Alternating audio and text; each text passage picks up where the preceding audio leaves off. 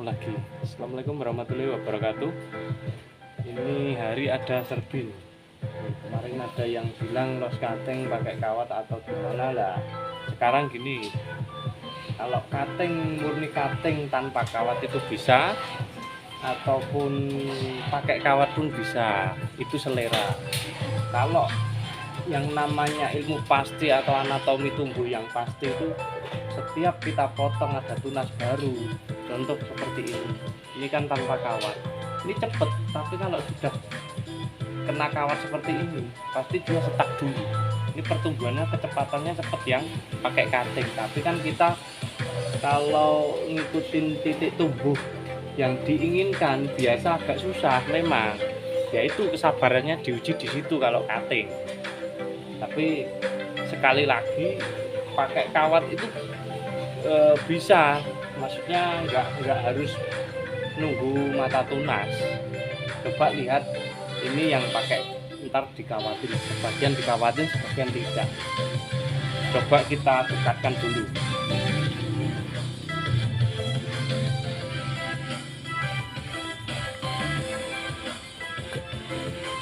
Ini ya, ini contoh saja. Ini yang sudah kena kawat. Kemarin ada yang ngawatin lah.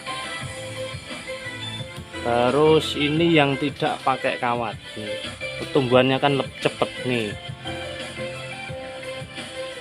Contoh seperti ini.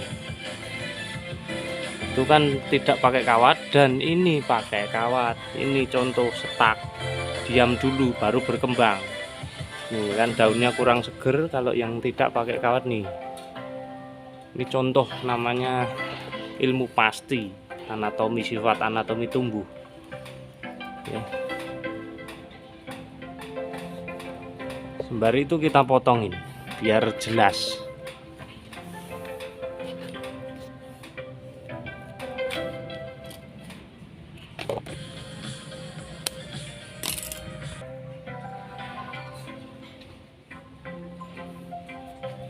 Putar dulu.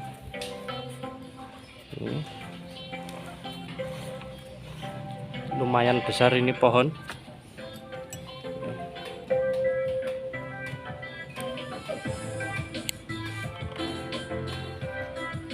Walaupun kurang besar kita potong dulu aja. Mending bikin tunas baru.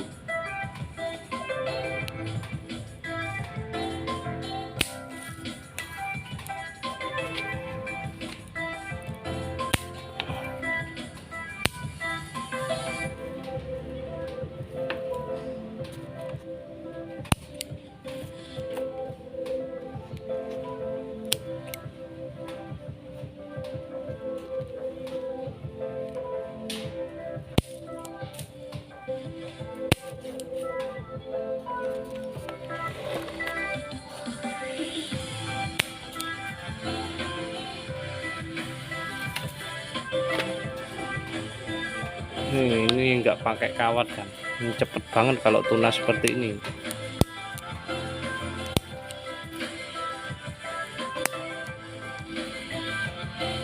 Nih contoh yang enggak pakai kawat, ini contoh los-losan baru tapi cepet perkembangannya. Kalau yang beda sama tadi ini pakai kawat seperti ini cetak. Contoh daunnya kan enggak seger lah. 1 ruas 2 ruas, kita bikin 2 ruas dulu.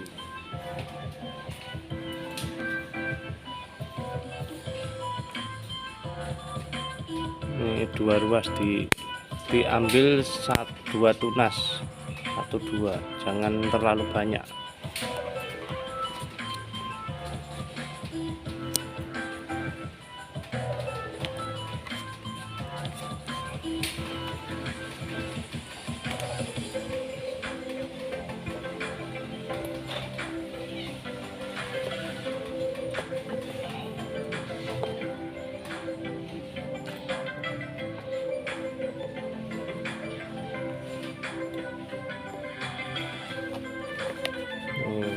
Mukanya dari sini, tapi pohon ini kurang besar sebenarnya, asmah kotanya, makanya coba kita arahkan pakai kawat biar jelas ya. Coba ini kita kawati.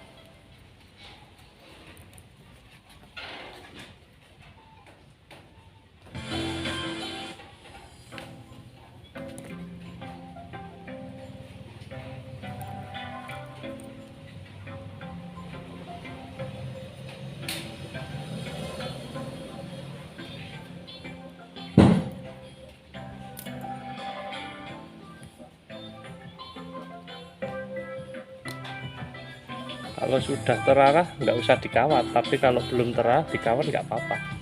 Ini teknik yang saya pakai. Kawat atau tidak pun bisa. Kalau usahakan kawat itu kalau masih los direnggangkan saja nggak apa-apa, nggak usah. Pengen bentuk kita bikin 1 ruas 2 ruas, intinya kan los cutting biar pertumbuhannya tidak stagnan. Seperti ini kan saya longgarkan, ini enggak saya paksa sama sekali. Ya, kembali lagi teknik itu bisa, apapun bisa. Kemareman kita di mana kita pakai.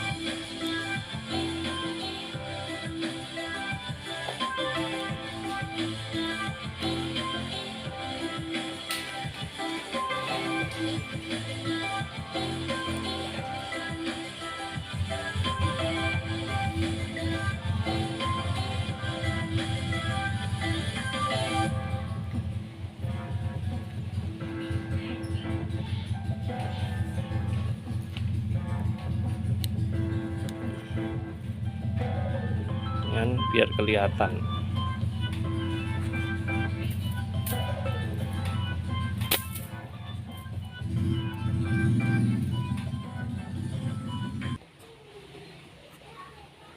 Oke.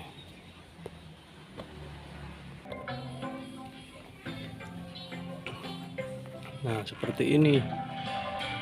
Kenapa ini saya pakai yang depan? Biar nggak kelihatan kosong. Kalau ini saya buang, kelihatan dibuka.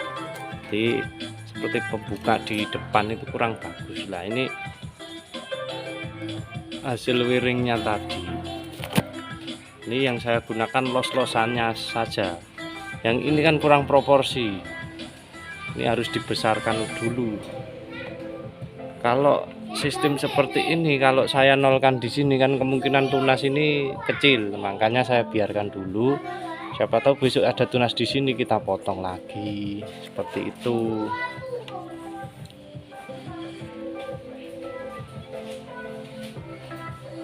Dan pemotongannya kita harus tahu. Oh, kalau memotong itu harus mepet. Usahakan mepet seperti ini biar kambium nutup. Nah, seperti ini. Kalau kita nggak pepet di sini, pasti besok nggak akan nutup sempurna. Nah, kalau ada sisa tunas loh maksudnya.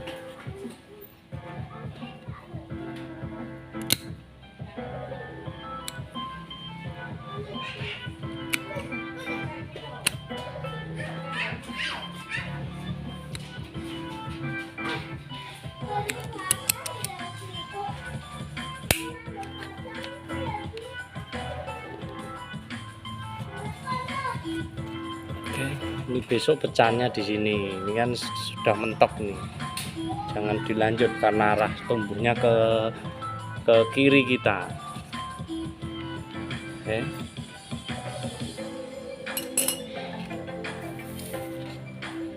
Terus jangan lupa, ini kan sistem ground depot.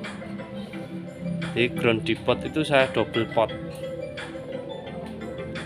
Seperti ini. Ini kan ada pot 2. Nah, ini kan pot 2.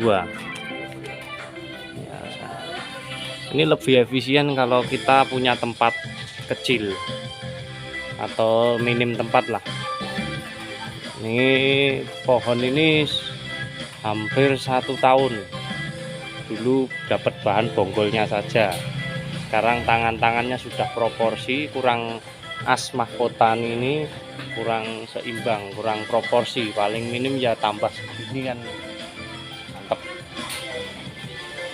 Oke. kanan kiri back mahkota sudah memenuhi syarat. Ini kita dekatkan, kita video dulu.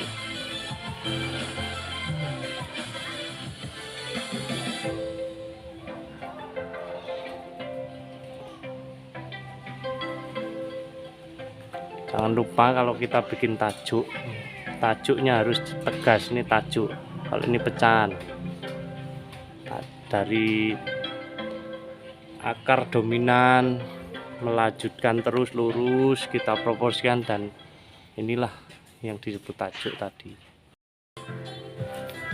Oke, cukup sekian video kali ini, semoga bisa menambah wawasan teman-teman di rumah. Dan bonsai itu selalu berkembang, bonsai itu dinamis, selalu berubah-ubah. Dan kali ini saya bisanya mengasih wawasan sedikit tentang ilmu bonsai yang saya tahu dari senior-senior saya, dan hasilnya seperti ini. Ilmu itu selalu berkembang, makanya kita harus selalu berkarya sebisa kita, semampu kita, dan jangan mudah patah semangat, berkarya terus sebisa kita. Kalau teknik ini, sekali lagi ya, kawat ini kalau sebelum membekas itu istilah tandanya kalau kita lepas sudah tidak tidak balik, kita harus lepas dulu sebelum kawat ini membekas di batang atau cabang-cabang seperti ini. Kalau sudah membekas, ntar campur tangannya terlalu kelihatan, makanya seminim mungkin tanpa campur tangan manusiai seperti itu loss cutting. Walaupun pakai kawat, kalau bekas kawat itu tidak menjerat, yaitu murni bagus. Makanya ilmu atau teknik-teknik bonsai itu banyak banget. Mari kita sikapi dengan istilah kata kita enaknya dibawa kemana, ya kita lakukan. Yang bagus kita lakukan. Dan jangan lupa kalau pohon itu dinamis, selalu berubah-ubah. Di tangan si A si B itu pasti beda-beda. Semua pebonsai atau seniman atau apalah, trainer atau apa, itu punya ciri khas masing-masing. Makanya bonsai itu nggak ada yang benar dan nggak ada yang salah. Pintar-pintar kita dan pandai-pandai kita menyikapi. Ini wujud seni, rancang bangun karya seni. Yang merancang itu kita, yang membangun kita. Walaupun kita dapat dari alam, memprogram, itu hasil karya kita. Dan sekali lagi, jangan lupa seminim mungkin campur tangan manusia, walaupun kita yang membuat atau rancangan itu yang membuat kita, tapi seminim mungkin atau yang bisa disebut natural, senatural mungkin. Dan ingat, bedanya di 5 gaya dasar itu kan naturalis. 5 gaya dasar itu beda dengan kata natural. Natural itu kesan natural, kalau naturalis itu gaya bonsai. Oke, kita lanjut yang akan datang. Assalamualaikum warahmatullahi wabarakatuh.